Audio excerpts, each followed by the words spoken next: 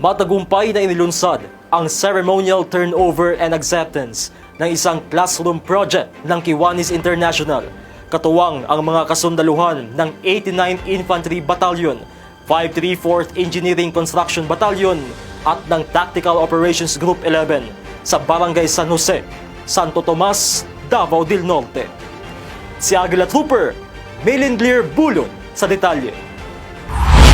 Pinangunahan ng Kiwanis Foundation katuwang ang 89th Infantry Makatao Battalion at mga school partners ang turnover ceremony ng isang kindergarten classroom sa Talos Elementary School, ika-10 ng Enero nitong taon.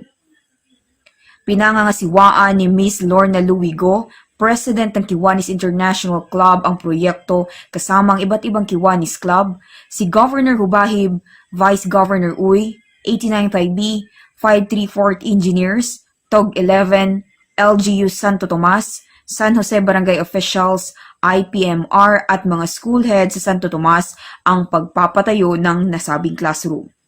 Matatanda ang sinimulan ito noong Agosto ng nakarang taon, katuwang 89 5B at 534th Engineers Battalion sa pagbaklas ng mga pinagtuping materials na nagsilbing classroom ng mga bata.